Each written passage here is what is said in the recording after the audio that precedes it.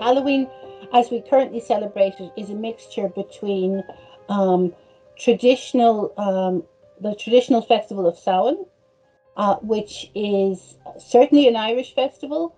It may be a broader Celtic festival. That's the pagan side of things. And then there's the Christian festival of All Saints and All Souls. And the two come together. And that's the origins of modern Halloween.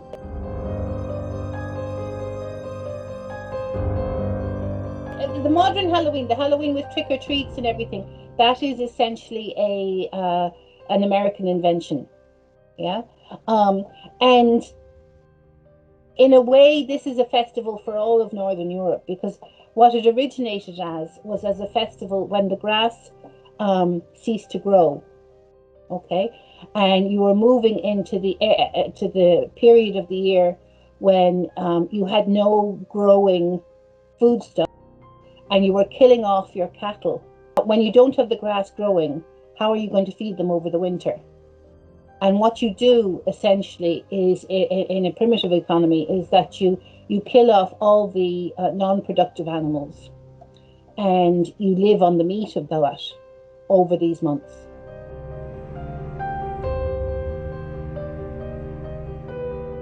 The emphasis on dressing up is, I mean, that is quite recent. There's nothing in the Irish traditions about dressing up as such. So that seems to be something that the Americans added into the thing. On the other hand, the pumpkin, which is obviously classically American, is in fact something that we do have traditions about, because in Ireland, what they did was they carved faces into turnips. And if you go to the museum in Castlebar, the Museum of Rural Life, they have some really, I mean, if you want visuals, they have some really spooky turnip lanterns.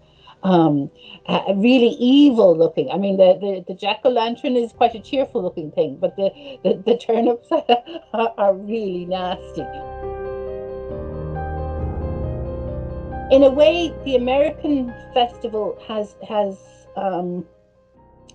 pushes us all out into the street, and it involves, you know, kids moving door to door outdoors, whereas in fact the older Irish habits were all, this was a time of year when you kind of shut the door on the outside and you came in for the winter. So a lot of the traditional Irish habits would have been indoors, and they would have been communal games, family games. It seems to me this year is going to be a year where we're concentrating on those older traditions about keeping the ghosts out. Yes, and the warmth of the family indoors. A lot of the imagery or the games traditionally would have involved apples, because this obviously would be the season for apples. So bobbing for apples in a pool of water. Even just, you know, the thing about having a light source and then making puppet fingers against the wall. The candle, traditionally it would have been a candle, but I suggested tea lights as being that bit safer, and just jumping backwards and forwards over those. And if you can jump over it 12 times without blowing out the candle, then you've got good luck for the year ahead. I haven't really thought, but I might do the candle just for, I think I think I'll bring the candle out in the yard and jump it, because I think 21, I need it. We all need luck for 2021, so I might do that one.